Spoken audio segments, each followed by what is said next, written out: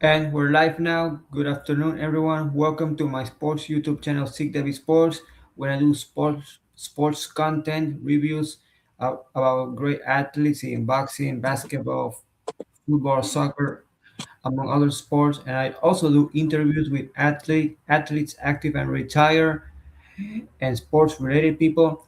And my guest here today is former fighter and world super featherweight champion Steve Forbes, who fought the likes of Oscar de la Hoya, Jesse Vargas, among others. And we'll talk about that in a minute. So, Steve, welcome to my channel. Welcome to my space.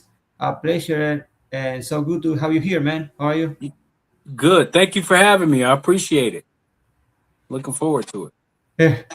No, thank you for accepting it. The pleasure is mine. So anyway, let's talk about your beginnings in the sport, where you grew up, and how did you start with the sport of boxing? I grew up in Portland, Oregon. I started at the recreation center. It was a community center. It had basketball, had swimming, and karate and all that stuff. So they had a boxing gym, and at the age of 10 years old, I went into that boxing gym, and I loved it. So I had took karate, but I just like boxing a little more because it was full contact. In karate, I would, kick guys and then I would, go full force and you wasn't supposed to go hard. But in boxing, you can go all out. So I stuck with boxing. I loved it. It was the team got to travel on the weekends and I was a little kid and I wanted to travel. I wanted to go spend nights in hotels and, have fun, get trophies. So I just, I love boxing. Okay, uh, okay, and let's talk now about your amateur career. Of how many amateur fights you have? Amateur fights, I had about 77 amateur fights. Yeah, I had about 77. I did a lot of little exhibition fights also, so some of those didn't count. But with all the amateur fights, I had about 77 amateur fights. Um, a pretty good amount. Okay, and how you okay? But how you remember your record? How many wins and losses you had? I think I want to say it was about 67 and 10, something like that. I mean, once it got to the meaningful fights, like big tournaments and stuff, I did pretty good. But we had so many fights. You would lose to one guy one week, the next week you beat him. So it was like that. But I would say I definitely won a lot more than I lost. I made the on the junior national team. I got a bronze medal in the '92 Junior Olympics, and I didn't really fight too much as a senior boxer.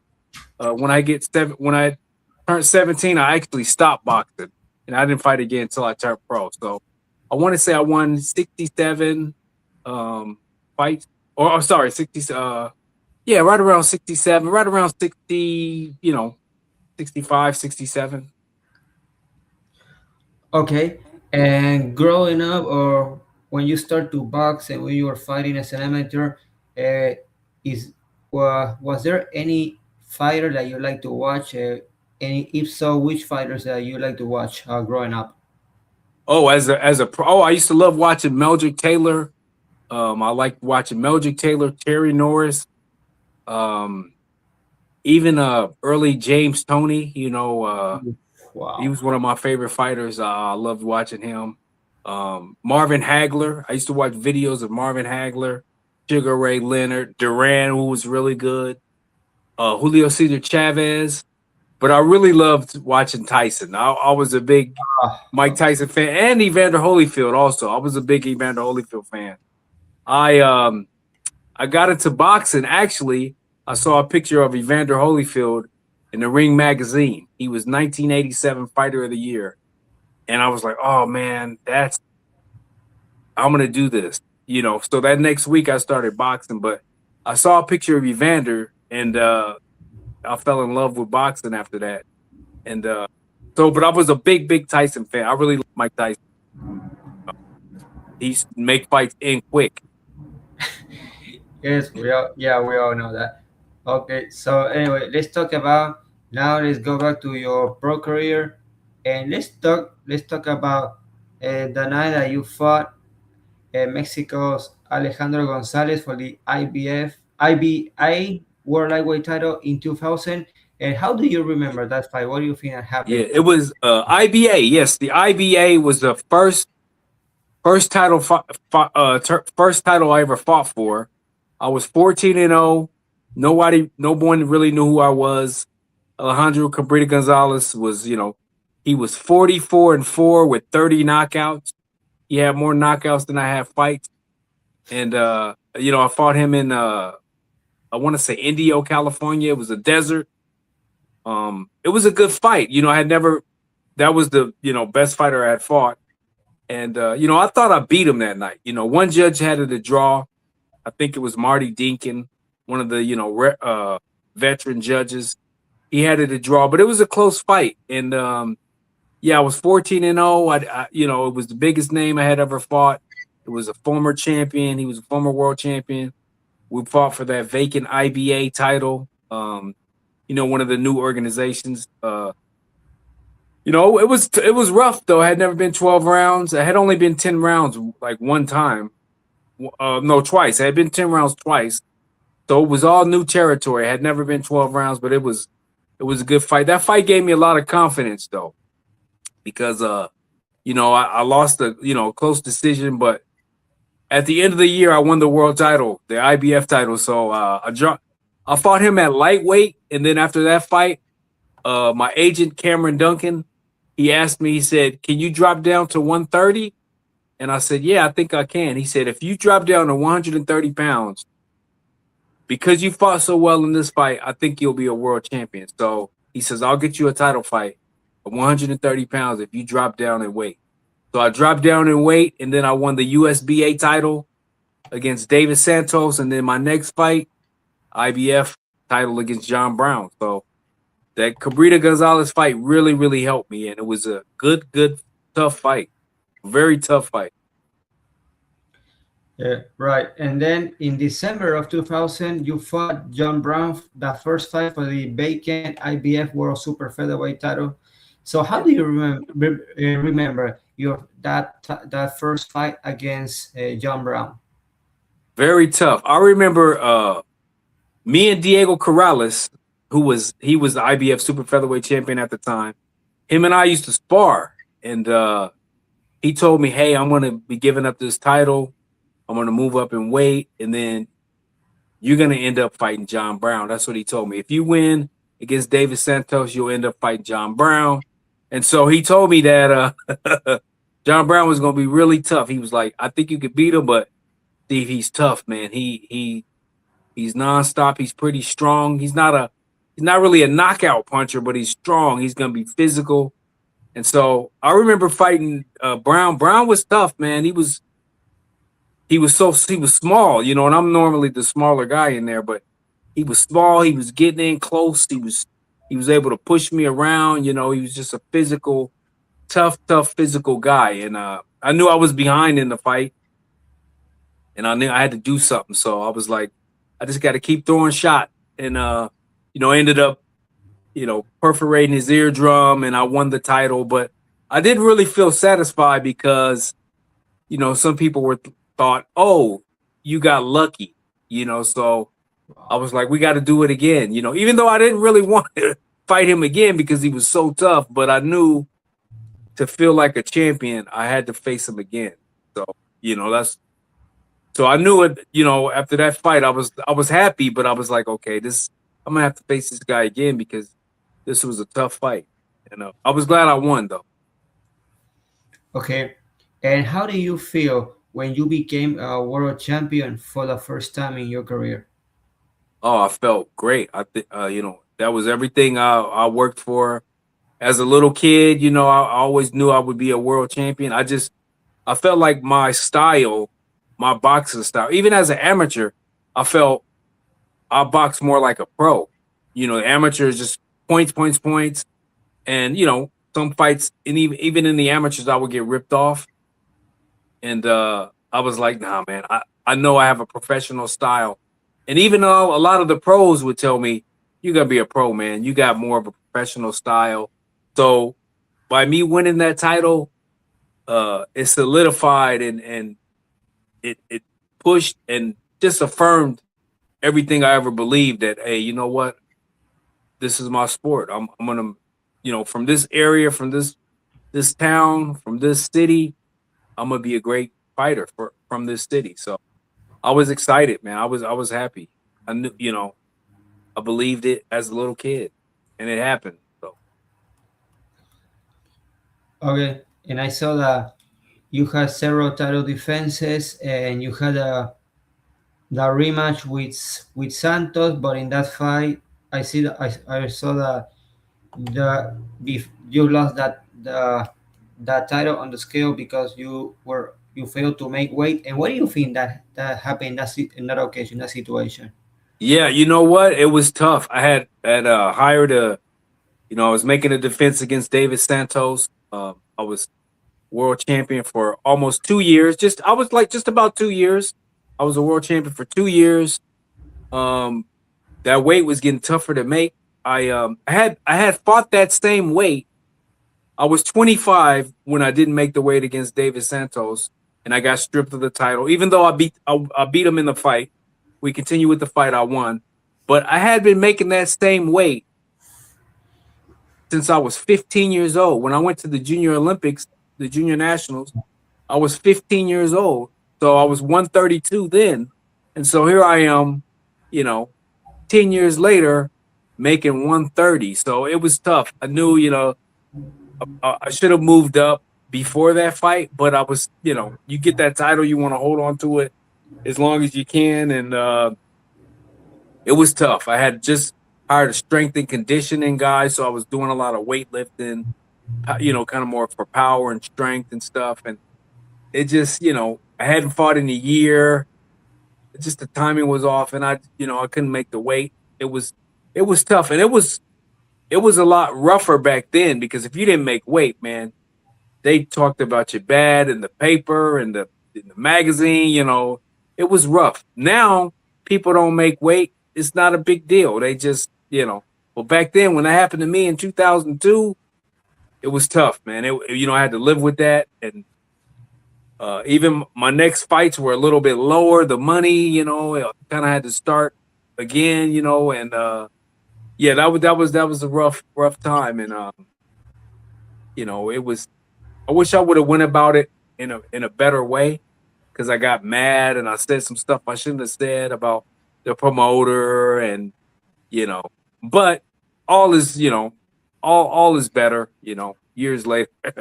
Even a couple years later, I ended up signing back with you know, the Goose and Tudor promotions and stuff like that. So, but yeah, it was rough at the time. I was 25 years old. It was a tough time. Okay, now let's go forward to October of 2003, and you fought Carlos Hernandez for the IBF's super featherweight title again. So, how do you remember that fight with Hernandez, and what do you think that happened in that fight? Yeah, in that fight, I was going back for my old title. Carlos Hernandez had won it from Santos, and it became vacant. Went into that fight. I came in under the weight. I came in at 128 and 3/4 pounds. I mean, I lost that weight, and came into that fight. I thought it was I've kind of fought his type of fight. It was a brawl. I hurt him a few times in the fight, and there was some controversy because we thought in the 10th round, if you watch the 10th round, I hit him with an uppercut, and he turned away and he was cut. He turned away, and we thought he quit. We said, "Oh, I'm champion now," because I hit him with an uppercut. He turned away. We thought he quit. He couldn't continue. You know, but they kept saying I was headbutt. How I'm not a head. I don't headbutt fighters. I'm more of a technical boxer. Even though him and I had a brawl. But I mean, I love Carlos Hernandez. He's a good guy. But at that time when we fought, we thought it was such a great fight that I thought that uppercut cut him open and he couldn't continue, which means I'm champion again. So we petitioned after the fight, and they reviewed it and all that stuff, and you know how it went. It didn't, work out in our favor, but there was definitely some controversy. It was a great fight, though. Besides that, it was a great fight. I think we both we both went and got checked out by the doctor after that fight because it was such a war. That was a it was one of those fights that I loved being in a fight like that because it was just action packed. We was brawling the whole fight. I loved it all the way until the end where I thought, oh, he quit. It's over. I'm champion again. It didn't work out, and God bless him. He's a great guy. And we both moved on with our careers. I even had, I jumped up, did that contender tournament reality show. I got to fight Oscar later, so things worked out great, for me, and things worked out great for him too. So Okay, and after the fight with Hernandez, a year later, you got another shot for the world title and for the WBA super featherweight title against Jotna Chan, 3K battery from 3K Thailand. back. So I don't know if I say it right, but how do you remember that fight with Jotna Chan? Yeah, I kept getting title fights. Another one against still making that weight. Like I had to lose a bunch of weight. I came in again, 128 and 3/4. So that fight, I thought it was a close fight, even though I was worn out, weight drained, having, still making that weight, even years later. I got stripped in 2002. Here I am in 2004, still, getting another title fight at 130. It was a tough, rough fight. He was a tough guy. I started off slow, so he won the early rounds. Later in the fight, I think I picked it up and start, I ran out of time basically because later in the fight, like 7, 8 round, I started getting my groove, but it was, too late in the fight. 7 rounds are gone. We only had 5 rounds left, and that was it. You know. Okay, moving forward, you had the sorry, you had the chance to fight in the contender series. So how you got a chance like that to fight in a series like the contender? How did it happen? Oh, they called me somehow. I don't know. I was watching. It's funny. I was watching season one, and I watched the final. They did the rematches where, well, I mean, not Alfonso Gomez, but Sergio Mora. He fought. He fought Peter Manfredo in the rematch, and I was telling somebody at the time. I said, man, if they ever do another season, it would be cool if I was on it. And I'm no joking. 1 week later, I get one phone call on my phone. I still had the old answer machine, and my phone is blinking. And I go to pick it up to answer it, and there was a message. Sorry, there was a message. I checked my messages, and it was from the contender. They said, "We're doing another contender show. We want you to be a part of it. Give us a call." So I called them, and then I went out. They flew me out there. I did the interviews, and I got on it. So I felt like they put me on it because they wanted to. I think they wanted to legitimize the show because people kept saying, "Oh, these are not real fighters." So by getting me on there, a former world champion, although I had to move up in weight, I was champion at 130. I jumped up from 130 to 150, which is Oof. crazy. Yeah, that show Wow. was at 150. So I jumped up, but I walked around 145, 150 anyway.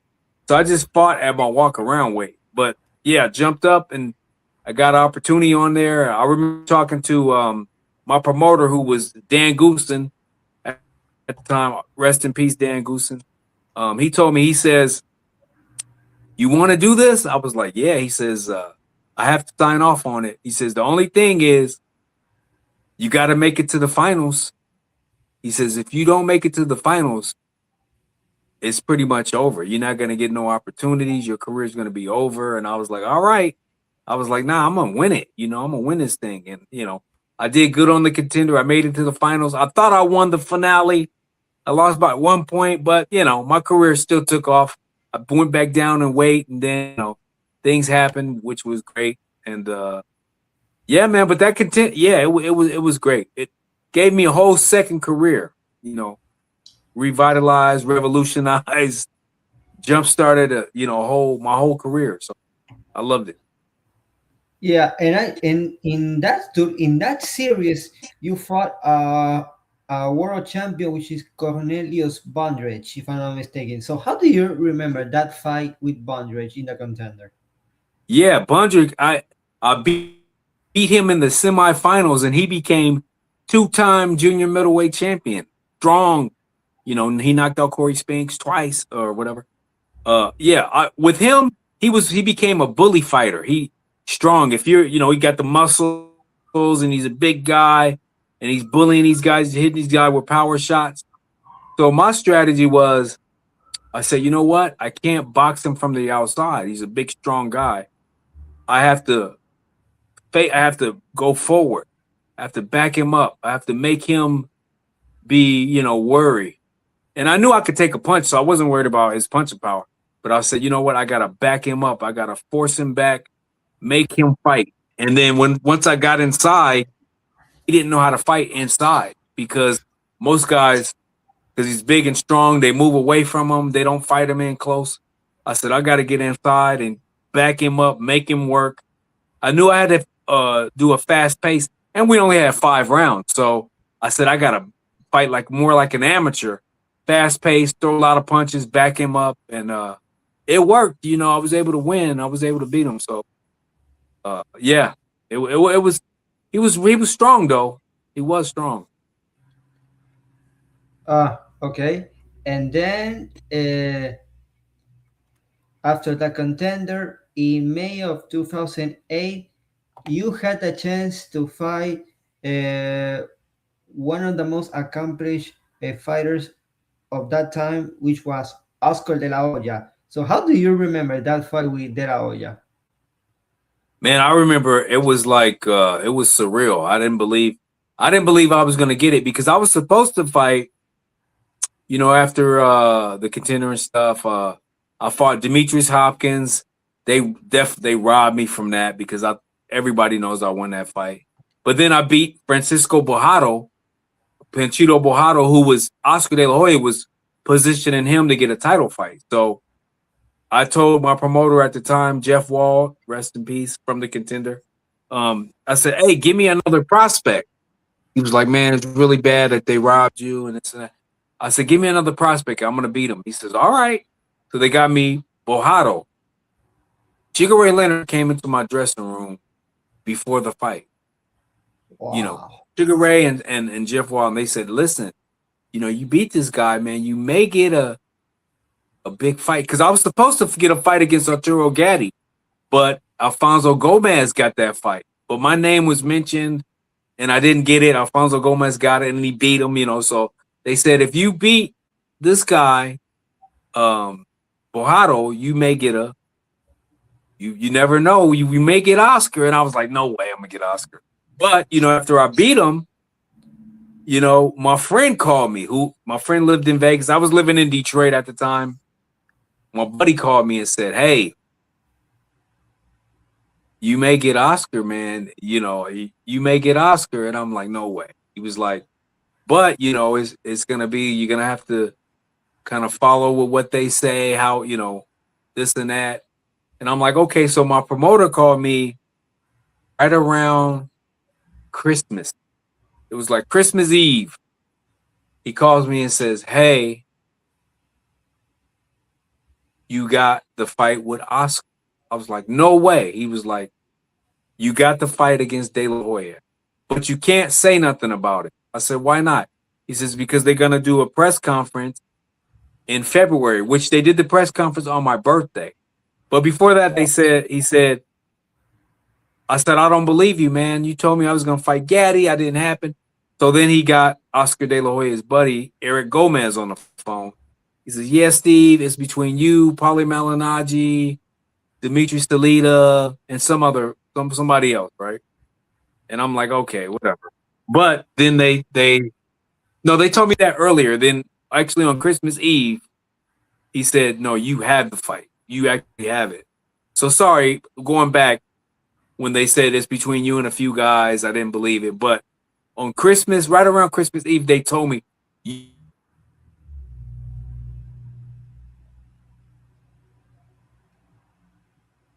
announce it. And so I had to wait until the press conference. But yeah, they flew me out. I was excited about it because I knew, this was my chance to show that I can fight, that I belong, on the big stage. I was a former world champion. That wasn't easy. But fighting Oscar De La Hoya, man, was the HBO cameras came out to where I was training in Vegas. They did the little countdown show, De La Hoya Forbes, that was great. Um, yeah, man, fighting him was it was surreal. It was it went by so fast. The rounds went by really fast. I thought I gave a great account. I fractured his eye socket, his orbital bone, his orbital bone. And but yeah, I fought him so well that my next fight I got to fight for the WBC welterweight title against Andre Berto. So I mean, you don't get no better than that, man. I got two big fights in a row. And then, so that was great. Great. That was exactly what my career needed, at the time. So I was happy about it. Yeah, just like you said, after Oscar De La Hoya, you got the fight with Andre Berto. Mhm. So how do you remember that fight with Andre Berto? I remember training camp for me was, I think I overtrained, man. I was training with Floyd Mayweather Sr., who trained Oh, Oscar when we fought, but he trained me when I fought John Brown in a rematch. I had a big history with the Mayweather family. I trained with all of them. Roger Mayweather, helped my career so much. He told me I would be a world champion. So I won the title, basically with Roger. And, but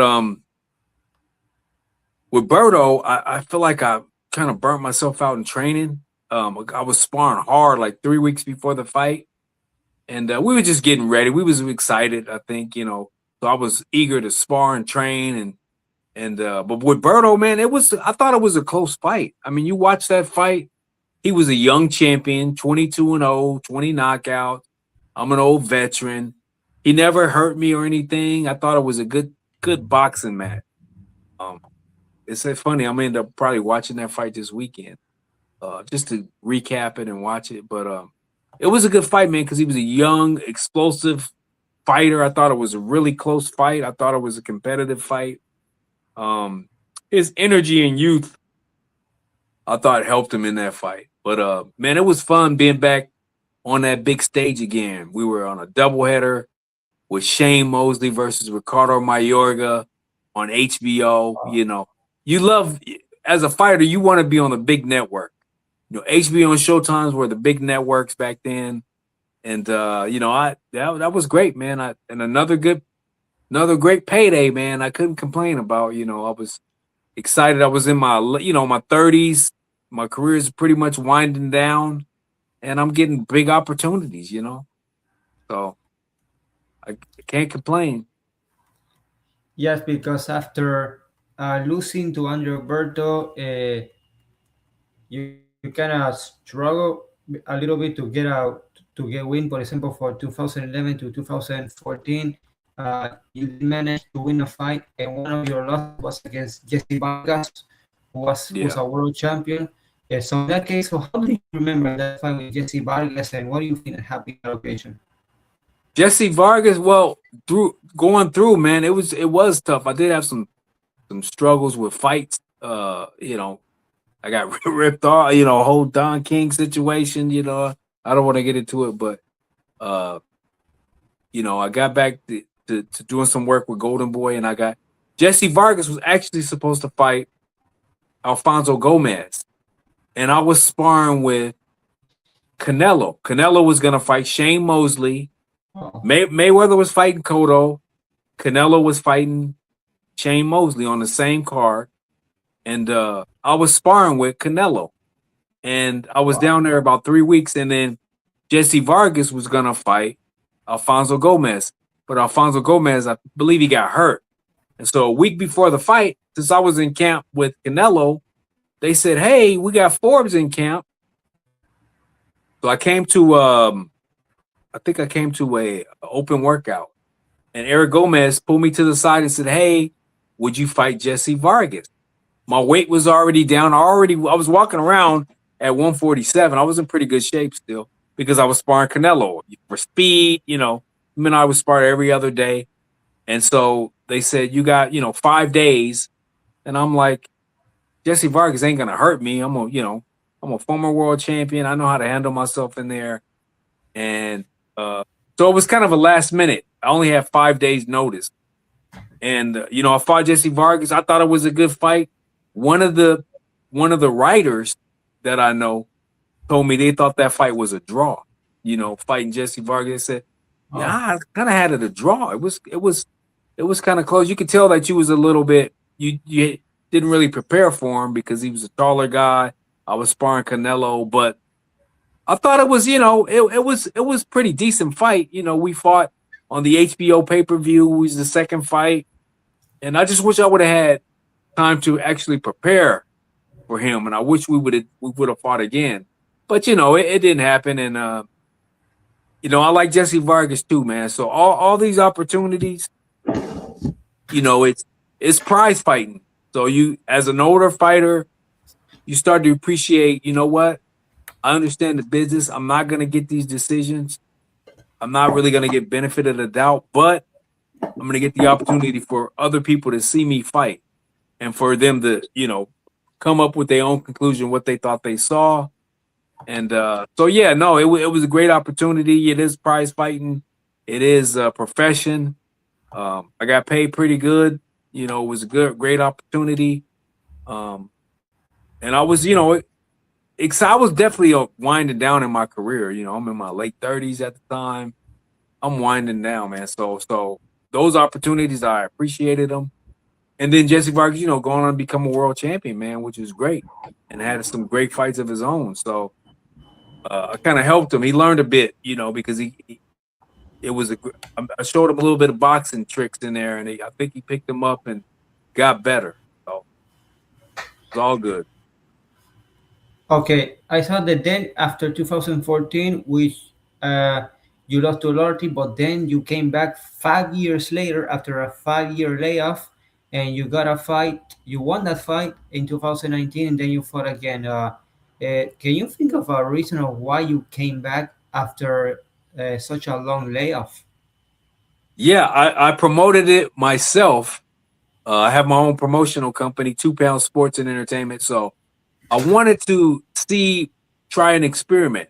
I wanted to see if I could get myself a title fight, being an older fighter.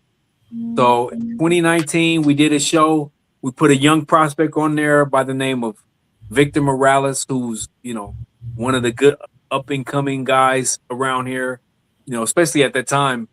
Um, he was, so we did a doubleheader. And I'm like, you know what? This is an opportunity for me to fight on the show also. It'd be, two of Oregon's, the younger guy and then the older guy who's a former champ. I could be on the card. So yeah, I did that, and I wanted to have at least 50 fights. That was my 50th fight, and we won. I was going to continue to do. I was going to do. I did an exhibition after that with the Marcus took poorly. I was going to continue to do some other exhibition, but COVID happened, so we shut down. Nobody could do anything. But if COVID wouldn't have stopped everything, I was gonna do my exhibition that I did, and I was gonna have another fight. I was gonna be smaller weight, trying to see how if I could position myself, and you know, but it didn't work out because of COVID. I just love boxing. Okay. Oh man, I forgot to ask you, where did that nickname 2 pound come from? Where did it come from? I was born when I was born. I weighed 2 pounds. I Oh, weighed two. Yeah, I weighed 2 pounds when I was born. So it stuck. Even in the amateurs, everybody called me 2 pound. Nobody really called me Steve. I mean, they when they announced me, Steve, Steve Forbes, but everybody around the boxing gyms and the tournaments, they all call me 2 pounds. So it just stuck. That was my nickname. My grandparents called me 2 pound. My mom, my dad, my brothers, sisters, cousins. So everybody called me 2 pound. Even Okay, now, still. Even still, yeah. okay, but at some point, did it like upset you, or like at some point, like it doesn't bother you? You just got used to it. Oh, I got used to it. I use it to my advantage. I formed the 2 pound sports and entertainment. I'm gonna form another. I'm gonna start back promoting shows. It's called 2 pound sports and I want to perform I want to promote a wrestling league, 2 pounds wrestling. I'm gonna take advantage of it. It's unique. It's special. I when I was born, yeah, I weighed 2 pounds. I almost died. So Oh, I kind of took it like, this is wow. something special. It's unique. There's not a lot of people weigh 2 pounds walking around, on Earth. So I kind of at first I didn't like it, growing up, but I embraced it, and I'm like, you know what? Yeah, this is part of my life. Okay. You said that you had Floyd Mayweather Sr. in your corner for several fights, including your world title fight against John Brown. So, what is it like to have Floyd Mayweather Sr. in your corner during the fights in the gym? What was it like to be? What was it like to be trained by him? Yeah, I also was training with Roger. If you watch uh when I fought David Santos in the rematch, Roger was in the corner. But yeah, with Floyd and Roger, man, it was great because they so much knowledge. I even had Jeff Mayweather when I fought Oscar De La Hoya. I had the other brother, but with Big Floyd and Roger and even Jeff, man, it's just so much knowledge of boxing. Those guys, they're like family. Rest in peace to Roger. It's like family. I uh I loved it because I learned so much. I got to, learn a lot of stuff that Floyd Jr., was able to do. I got to experience it firsthand, learn, the method behind it, why he does this, how he prepares himself. I learned a lot, man. It was great just having that knowledge and you know, being with a great trainer and great trainers, So it's definitely a blessing. Okay, you said you also sparred with Canelo Alvarez when he was preparing for his fight with Shea Mosley. Yeah. So, what was it like to spar with somebody like Canelo Alvarez? Because we know that he's from Mexico, a country with a huge and rich boxing history. So, what was it like to spar with Canelo Alvarez? Oh, it was great. I actually sparred with a lot. I sparred with Eric Morales, so many different other champions, a lot of champions. I sparred, but with Canelo, which was great. When I boxed with Canelo, he, like in fights, he'll pressure guys and try to punch hard. But when I spar with him, he would try to box. He would box. He wanted to pick up a little trick. They would tell me to do certain things. Throw your combination, Steve. Be yourself.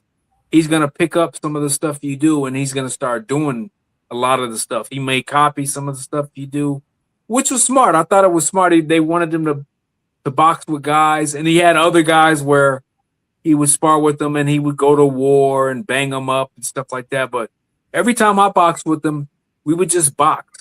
He wanted to try to be fast and be smart, be slick, and it was good, man. I learned some stuff too. I learned some pretty good tricks and stuff while being in there with And he was young. He's in his 20s back then, so he's a young kid, and it was great. I had a great experience, man. Boxing with Canelo, great experience. Okay, and when you spar with him, do you notice like any flaws on his fight style? Any flaws? When he's in there, certain stuff he does. Yeah, you kind of pick up certain things that he would do. When I would spar with him, I would I had my friend there with me that we would watch right when we were sparring him, and I would see certain stuff he's gonna do before he throws a certain punch, different little foot things, like little foot movement he would throw before he throws a body shot. Just certain stuff, that I would pick up. I would never tell anybody, because every trainer and fighter has to learn, pick up stuff on their own. But it was certain stuff I picked up. But he was really good at making adjustments. Like if you pick up stuff and you hit him with a couple shots, the same one over and over, he would try to change it, before going back to what he likes doing. Just smart, a good team of people he had with him. That's why he has such a great career. Okay, so tell me, so how do you see the state of boxing now? Do you think it's getting better? Is not probably the state of boxing is not as probably as good as it was like 10, 20, 30 years before. You think that this boxing can improve now? How do you see it? You know what? It has changed a lot.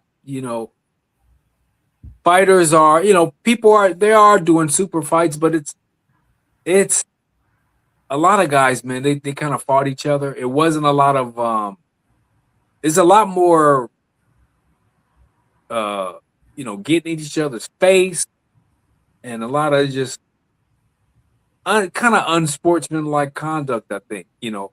I remember guys when they would go to the fight or the press conference, they have a nice suit on. There was respect. It wasn't getting in each other's face, pushing each other. There's a brawl before the fight. I mean, this is kind of classless. Not all of it, but some of it, and a lot of it is the class is kind of left. It's become a little bit kind of trashy and all. The language people talking, and it's disrespectful, man. I think boxing is. It used to be a gentleman's sport. That's what they used to call it, the gentleman's sport. Boxing. You could wear a suit and tie, you be respectful, but then you try to destroy each other once that bell rings. It's a different now. But I mean, I guess times change and stuff, but I miss those days when people had a lot more respect.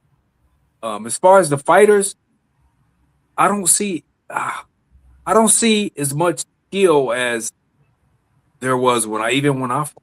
They had a lot of skilled guys, man. A lot of the trainers were skilled. Now, nowadays, you got so many trainers that never boxed, that never been around boxing. I'm not saying you can't be a good trainer if you never boxed, because there's a bunch of great trainers that been in boxing their whole lives.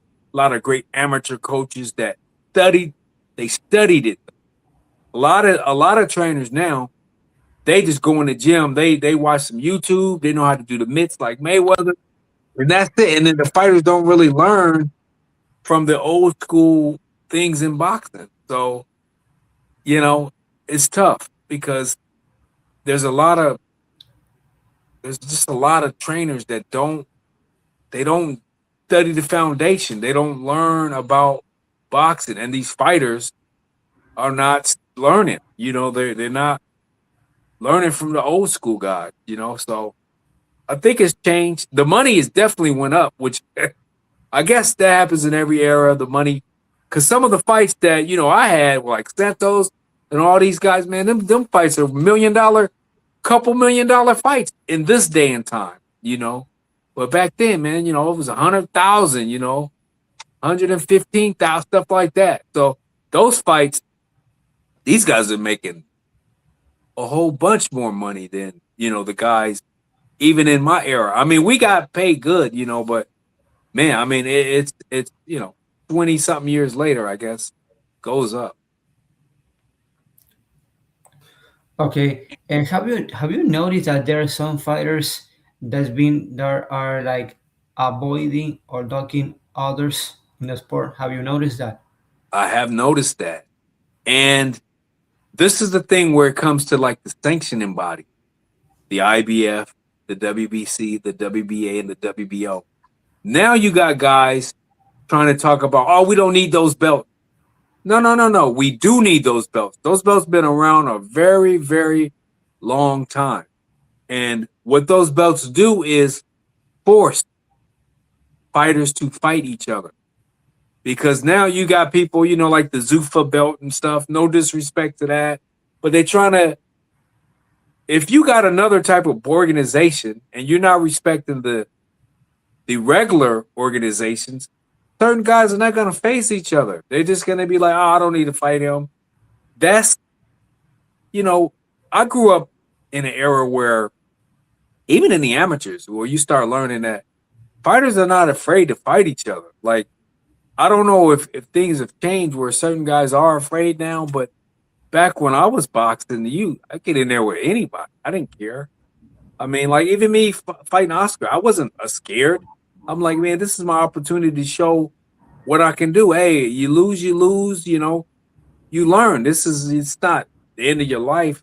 But a lot of these fighters, man, they built their careers off reputation. You know, they want to be undefeated. Floyd Mayweather made being undefeated, which is great. I mean, he earned it. But a lot of people, man, they don't even want to risk losing. The thing about Floyd Mayweather, though, he risked, he did risk losing. Fought Diego Corrales, uh, you know, Castillo. He fought a lot of champions. He beat more champions than anybody else. So he did risk it, but he just didn't happen. He prepared himself. So I think with the fighters now, they don't want to really take too much of a risk.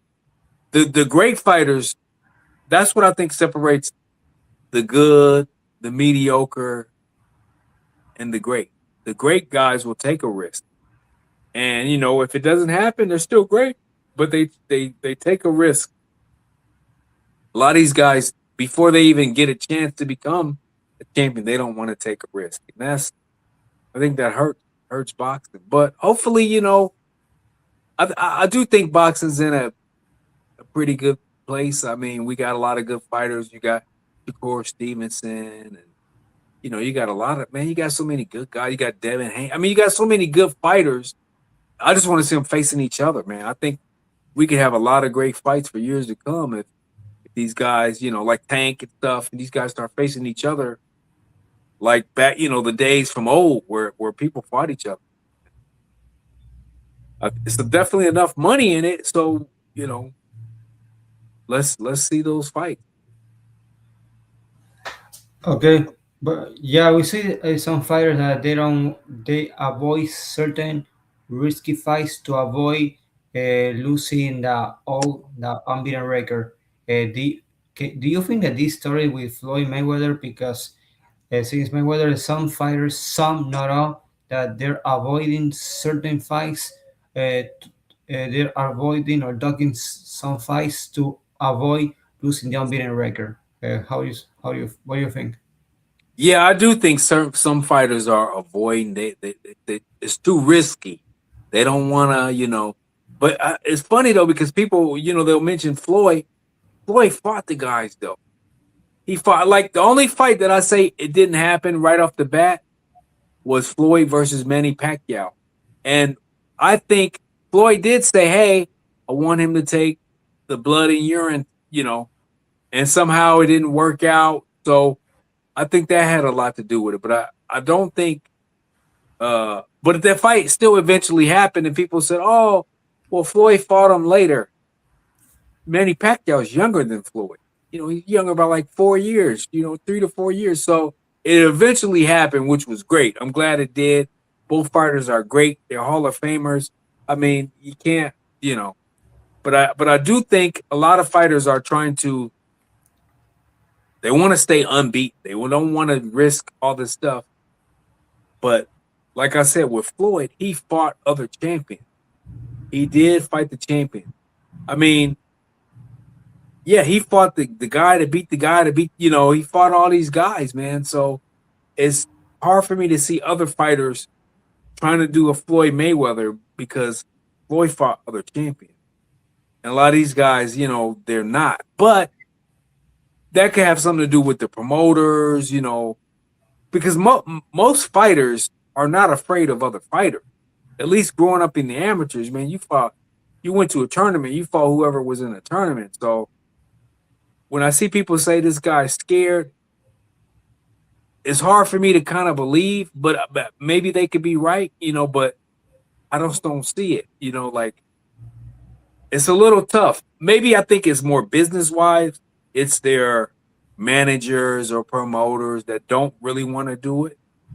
And maybe some of them are like, nah, I want to do this right. They're thinking more business, but I like the guys that, they don't care who they fight.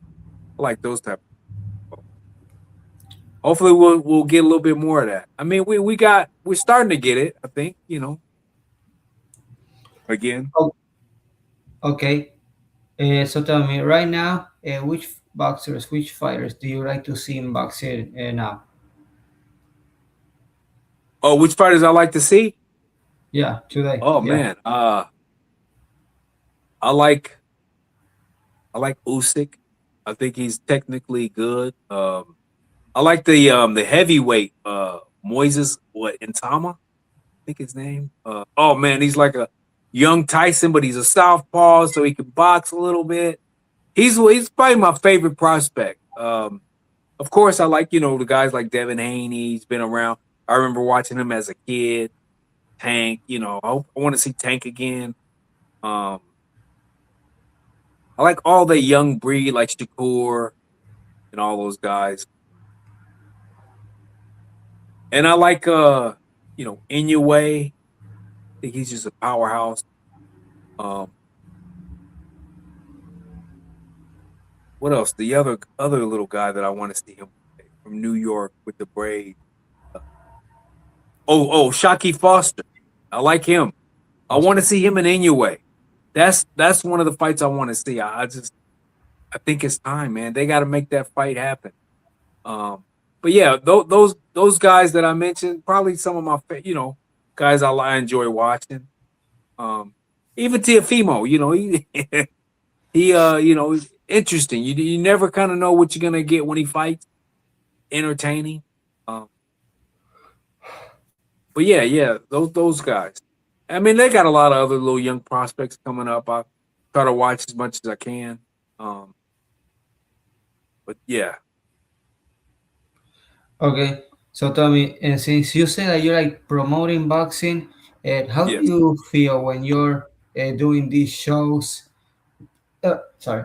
How do you feel now as a promoter that since you're promoting boxing, like you said, how do you feel now when you're like uh, doing these shows to give the other boxers, the other fighters, that chance to show their skills and helping them in their careers? How do you feel about that?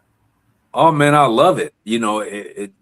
It's fun watching these guys and girls, get in that ring and pursue their goals and dreams because that's what I wanted to do. I just love boxing. And they're doing something positive. They're not in trouble. They're in Yeah. a sport, in a business, in a profession where if they continue, they're gonna get some opportunities. Now, not every person becomes world champion, but you don't have to necessarily become a world champion to have a successful boxing career. You can get some great opportunities, get some good wins. You can get some good performances because boxing is a little bit political too. The promoter who's running the show, the big time name, they're gonna get an edge over you. But if you can put on a good performance, you're gonna open up the door for some great opportunities to further your career and your life. And I love it. I love watching people. Uh, Matter of fact, one of the fights, one of my last fight, the show that we put on, the young Victor Morales, he fought on our show, and then he fought again on other. He ended up signing with Golden Boy, and so you want to see people advance and continue to move, and he had opportunities from there. So it's good watching people you put on your shows get opportunities and get uh, continue to grow in a sport that you love. I love it. I love, seeing people prosper and move forward and do what they love and, you know, great. Okay, you mentioned that it once that you used to that you spar with Eric da Morales. You say that, if I'm not Yes. mistaken. So what was it like to spar, to do sparring sessions with somebody, with someone like Eric Morales? What was it like? Oh man, it was great. He was preparing for the Barrera fight. It was the rematch when he did the rematch with Marco Antonio Barrera. I sparred with him. Yeah, we was in Mexico City, Toluca, Mexico. That's where we were. It was great, man, because there was a time that Floyd Mayweather Sr. I sparred with him actually twice. I sparred with him one time in Big Bear because Floyd he did come and train with Floyd Mayweather Sr. too for like a week or two. A lot of people don't know that. Early, he was champion. He was like one junior featherweight champion and stuff like that. So he would come and train up in Big Bear. So we would go up there. I sparred with him up there once, and then when he was fighting Barrera in the rematch, I sparred with him up there. It was great, man. It was cold up there though. We was in Toluca, Mexico, the mountains. He was wiry. Um, it was just like regular work. I sparred with so many guys. I sparred with Marcos Madonna when he fought Adrian Broner. I sparred Oof. with Paulie Malignaggi when he fought Adrian Broner. Uh, I sparred with so many Freddie Norwood when he was featherweight champion for his first defense. I mean, I sparred with so many different guys. Me and Floyd Mayweather sparred so many times. I mean, so I used to spar with all these guys, and it helped me to help me to help them, but it also helped me to become a good fighter myself. So yeah, it was great, man. That was my education in boxing.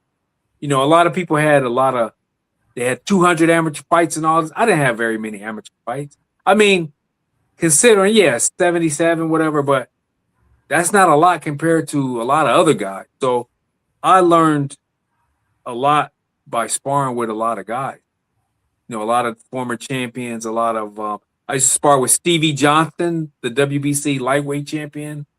Um, Wow. yeah, a lot, man. So many guys, especially I lived in Vegas. So, those guys would come there and do camps there. And I would get a chance. I spar with Paul Spatafor for his first lightweight defense of his IBF title. I spar with him. Um, yeah, so I would spar with all these guys. Even when I was a champion, I would spar with guys because I just love boxing. So it would help me to sharpen up my skills, to get better. Um, yeah, I mean, spar with Chambray Mitchell when he fought Costa Zoo.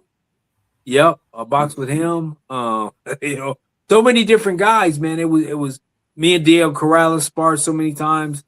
It was just great getting that experience with all these different fighters, and it helped me. I started getting a reputation like, oh yeah, Steve will give you some good work. I sparred with who else? Uh, Former champion Jorge Linares, Manny Oof. Pacquiao. Uh, Wow.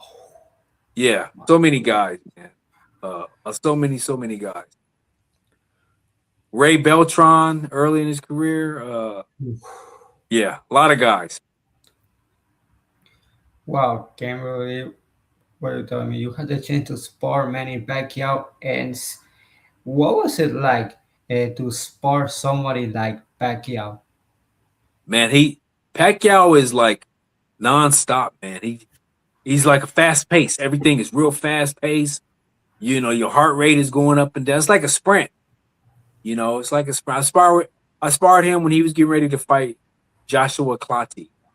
I sparred, yeah, in LA, went down there, and my manager at the time was like, yeah, man, come down. They said, they would love for you to come. So I came down there. And plus, I love Freddie Roach is great, man. Freddie Roach and that whole gym with his wife, Marie, now. Great. So I came down there, back then, man, and I loved it. I loved, Manny Pacquiao was great. He was great. You know, it was good work. It was, fast paced. He had a bunch of different guys he sparred with. So I would do 3 rounds and then we do three, he would kind of round robin with a bunch of guys. and it was just great atmosphere. That whole atmosphere back then. Um, you know, kind of miss all that stuff. The time goes by so fast. You look back years later, you say, man, you know what? I had a lot of fun. I had a lot of fun with my career. It was great. Okay, another question. Is there during your time, is there any fighter or some fighters that you would have liked to fight that that you would have liked to fight in your time when you look Uh, back you say, "Oh man, I wish I had this. I wish I could have I fought this guy or fought this other guy." Which fighters would you have liked to fight in okay, your so there's career? one a fighter I would have loved to fight, which I thought would have been a great fight. It was a fight that could have been made. Joel Casamio. Oh, He was WBA super featherweight champion. I was IBF super featherweight champion. We had the same promoter. Same promoter. We fought on the same show. When I fought John Brown in the rematch on Showtime, Casamio fought the main event. Acelino Freitas fought the very first fight. He fought the opener in a non-title fight. I fought against John Brown in the rematch in the second fight, and Joe Casamio defended his title in the third fight in Miami. So I remember Joe Casamio and Acelino Freitas fought, and Acelino Freitas got the decision. I was IBF champion. So the promoters came to me and said, hey, would you fight Joe Casamio? He just lost his fight to Freitas. We thought he won, but would you fight him? I said, hell yeah. And I thought it was going to happen because we had the same promoter. It could have, but it never happened. And I think and the reason why I wanted that fight because I was like, man, this is an opportunity. This is my weight class. He's a huge name, Olympic gold medalist, you know, more than one time champion. You know, this is, I can show, hey, this is my style. I can fight this style, man. I have no problem with this type of style. So, yeah, that's one guy that and I like him. I see him all the time in Vegas. He one of my favorite guys. He was such a good fighter. I just think it would have been a great fight, in my opinion. I, he fought David Santos. David Santos gave him a really, really good fight, man. And and that was before I fought David Santos. So I watched when he fought David Santos, and David Santos gave him a really good fight. And so when I fought David Santos, I was like, man, I got to prove that I can dominate this guy, Santos. And in the first fight I dominated. Even the second fight I thought I dominated, but it was close. But the first, so I was like, man, I would love to fight Casamigos because I want to see if I can, which I know I can do better than what Santos did. So, it was one of those things, and we was all in the same weight. We all had the same, promoter. And yeah, it never happened, but respect to him. I don't want him to think, I thought he was easy. I didn't think that. I just thought, this would be a good fight. He's not a big guy. I'll be probably the bigger guy going in there. Style wise, it would have been a great fight. It would have been a great fight to make. I think it would have put, that style. I was prepared for that. I knew even Floyd Mayweather Sr. was like, I think you can beat that style, man. The way he fights, I think it's perfect for you.